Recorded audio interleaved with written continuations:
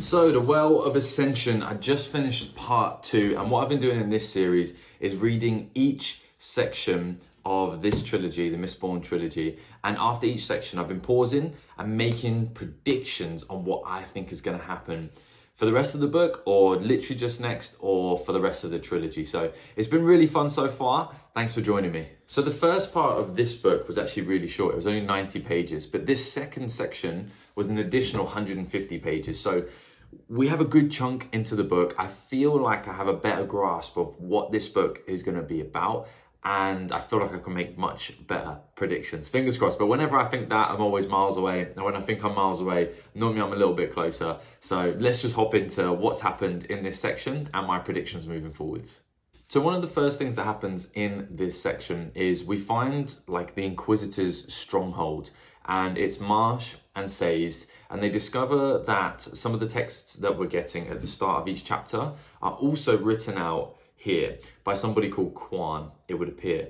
Now they get separated from each other. Sazed, after seeing what the mist has done to people, has decided to rush back to the capital, and we lose Marsh completely.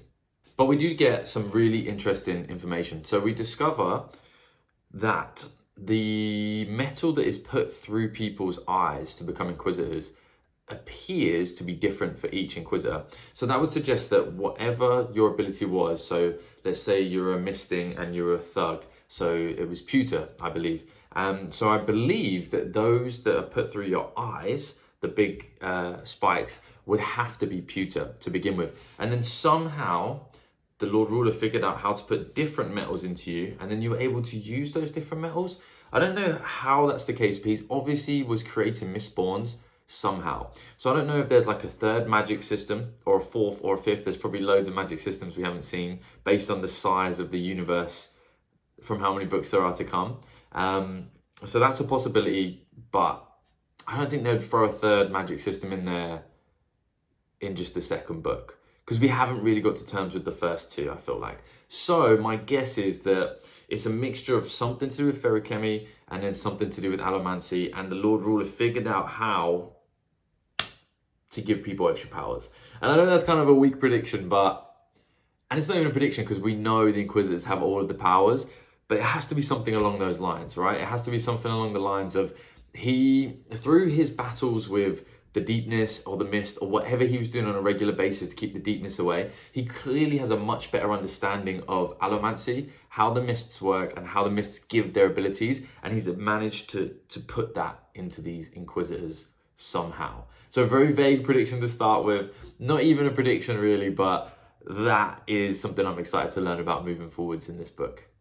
But I do predict that this book's main catalyst will be Marsh returning from wherever he is. And I would guess that he's doing something obviously to do with the other Inquisitors.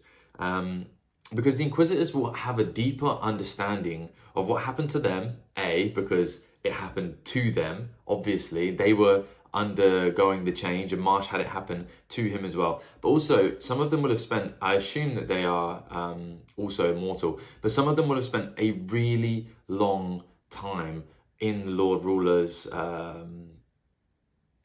rule, for want of a better word, in his service is the word I was looking for. Now, I don't know if that necessarily means they spend a lot of time with the Lord Ruler. I doubt it, but a lot more than anybody else. So if anyone's going to come back with answers on how he battles the Deepness, what the ATM is used for, where the Mist falls into all of this, and how it all comes together, it will be them. So Marsh is our best chance of getting answers. So I think that the main plot line, which is obviously the armies, the capital, Vin, Elend, all of that happening right there, that is the main current storyline.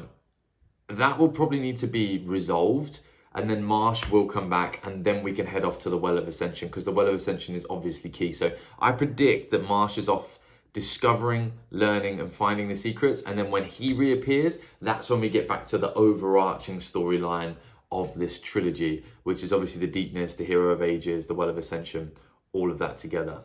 So speaking of the Deepness, we know that, well, I think I know, it would appear that the figure that is appearing out of the mist is different to the Deepness.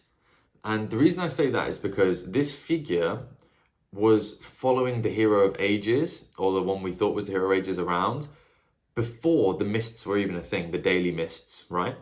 So we also get an example of that figure coming out and murdering someone while the Hero of Ages was with them. So maybe the mist was protecting the Hero of Ages. That was my guess. And then also the deaths that happen further away from the capital, they seem more akin to the deepness itself. So maybe that's the deepness mixing with the mist somehow. But yeah, I think the figure is definitely not the deepness. I don't think it has anything to do with the deepness. I think the deepness is creeping in from the outside, which is why we're getting those like seizure deaths coming in. And then the figure itself is something different. And I think the mist follows the Hero of Ages. It gifts the power of allomancy to the Hero of Ages and whoever he or she chooses to give that to as well, it would appear. And because Rashek was never the Hero of Ages, maybe he had to use Atium to battle the deepness when the Hero of Ages could have directly used the mist somehow. But obviously Atium was somehow used in this daily or yearly or weekly struggle against the deepness that Rashek claimed he was having, because there is no Atium that we can find, unless it's literally just hidden somewhere, which would be kind of boring. There was obviously a different use for Atium. How it all fits together, difficult, nigh impossible to say at this point, but the mist is different to the deepness. I think the mist was used to get rid of the deepness on a daily battle, and it was kind of like an either or, like you either have the mist or you either had the deepness. And maybe that would be different if the real Hero of Ages ascends, which seems to be Vin, but because Rashek wasn't, I don't think he had full mastery over the mists. Something like that. Now, another key is obviously burning bronze. Vin keeps on having these moments where she's like looking deeply into the bronze and we feel like we're going to make a discovery, and she knows she needs to head off to the Well of Ascension because she's hear the beating of the drums. She's probably figuring out more about how to utilize the bronze, but also learning just more about being an allomancer and being a mistborn, because there's so many more secrets for each of the abilities, it would seem. But every time she starts down that road, she's interrupted, which is frustrating. So I think the key is going to be burning bronze when it comes down to her figuring out what's going on and making the discoveries necessary for us to push the plot line forward and to be successful and to beat the deepness, because the burning of bronze seems to give a lot of answers with allomancy. It seems to be something that allows you to be aware of actually what's going around you and paints like a much clearer picture of how this surely logical system does actually click into place with each other. Whereas right now it's a lot of guesswork and we just think, oh, this happens because of this and that because of that. I feel like burning bronze is going to give us a bit more of the science behind the magic, and we can utilize that science to be successful. Or Vin can, anyway. Obviously I'm not in the story. We also discover who the Watcher is, and I was completely wrong. So the Watcher is a brand new character. It is Zane, and Zane is Elend's brother. He was kind of brought up in the pits of Halfsin. I would guess he was made to break or crack, I can't remember what it's called, where you all of a sudden are a mistborn, like you're pushed to your limits. But that obviously happened to him. He has a completely different worldview to Elend. He is actually insane. He has like a voice telling him to kill, to murder, etc. And he's still following his father for some reason. But this is exciting, and I sense a bit of a love triangle going on. Or maybe not a love triangle, but definitely a competition for a love interest between these two brothers. And one of them doesn't even know he has a brother, which is wild. So my prediction for Zane is that he switches sides. And I'm going to talk more about this in a minute, because I think we're going to see a lot of moral dilemmas in the second half of this book. As we should in every single book, we need to tackle some morality, but he has this clear idea that he is a slave, and this, which he is to his father, it would seem, at least in his head, even though he's a very powerful mistborn, unless his father has some kind of hold on him that we don't know. It's more of a paternal slash, master slave relationship, which is, terrible for Zane. But he's so obsessed with this idea that he's also telling Vin about it a lot, and Vin is kind of buying into this after the interaction between Elend and his father Straff. when they did the negotiation. And Ellen kind of used Vin as his bargaining tool, her viciousness, her ability as a Mistborn, and that kind of fed into what Zane was whispering in her ear the whole time as well. So we're definitely about to approach a lot of moral crossroads for these characters. And the reason I think there's a crossroad is right at the end of this section, Elend is deposed. So the assembly that he created so that he wouldn't have to be a tyrant, so that he would be different to the Lord Ruler, got rid of him as a king. So some questions arise. Will Elend stick to his principles, stick to his morals, and accept the decision? Or will he use his might, his power, his ability, his Mistborn to seize back control? Because obviously that seems like it's the right thing to do for the capital and for the Scar as well. So that's the first moral dilemma. Will Elend stick to his morality and try and find a legal way to get back into control, or relinquish control completely and just continue to try and do the right thing? Or will he lean on his resources, go back on everything he said, and realize that being a dictator, it just makes it easier to get things done decision-wise? So that's the first big question. The second big question is Vin's morality. So Vin is clearly the most powerful character that we have currently, especially in that storyline from what we've seen. She seems to have the better of Zane, I believe. She also has the better of everybody else. That she's potentially the hero of ages, extremely successful at what she does. Powerful Mistborn. So now that Elend has been deposed, will she now step into Kelsier's shoes and decide that it is her right as a Mistborn, kind of like the Lord Ruler, to rule, to get things done? And she won't do it for the want of being a tyrant, but maybe she will do it for the want of getting things done. And maybe she will realize that she is not the tool, but she really is the person who could be pulling the strings. So her morality will be pulled into question there. And potentially Elend will ask her to murder, ask her to kill, ask her to be his tool, as she is being told by Zane all the time that she is, and she's denying it. Maybe he will actually ask for her to do that or to commit murder because he no longer has the political power. So there's a lot of morality issues thrown in there.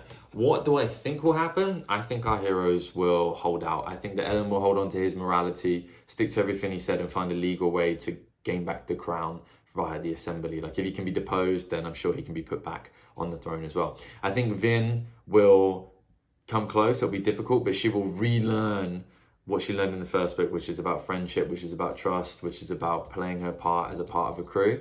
And then my guess would be that Zane is literally insane, like I said earlier, it would seem, unless there's more to it than what I read into it.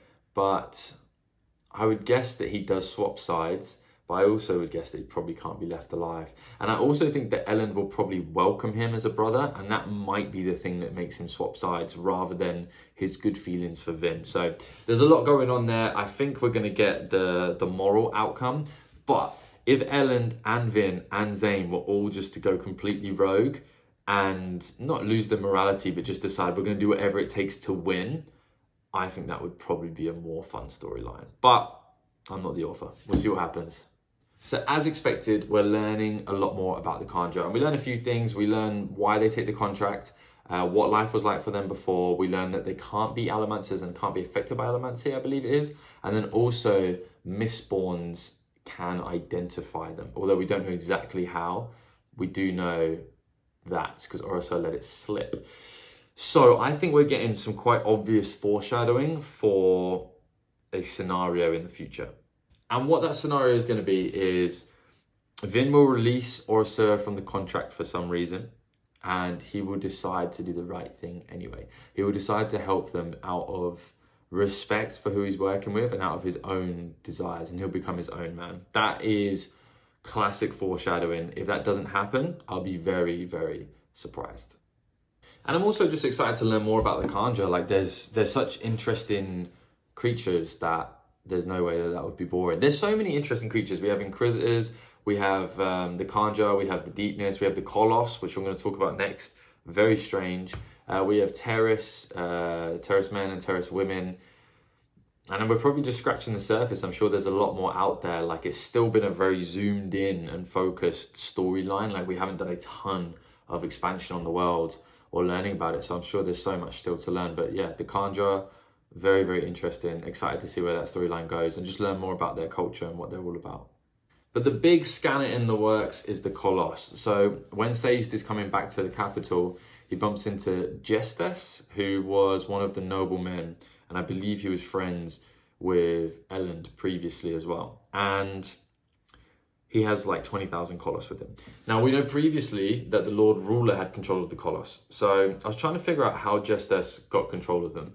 My first thought was that it was soothing. But if it was soothing, that would mean the Lord Ruler would have to pretty much constantly be soothing them or have somebody constantly soothing them. When the Lord Ruler died, why would the person soothing the Koloss stop? They now have control of the Koloss. It seems silly that that is the answer, so I'm throwing that one out the window. The second thing I thought was maybe it was something to do with the Well of Ascension. Maybe it's a power that he got at the Well of Ascension, but I have to throw that out as well because Gestes now has control of the Koloss.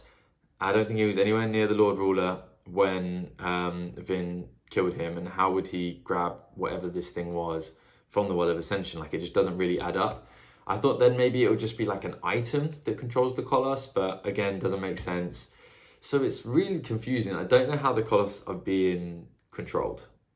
But I do think that there was like a really deep description on the Koloss and how their skin is bagging and they kind of grow into it and they're super angry.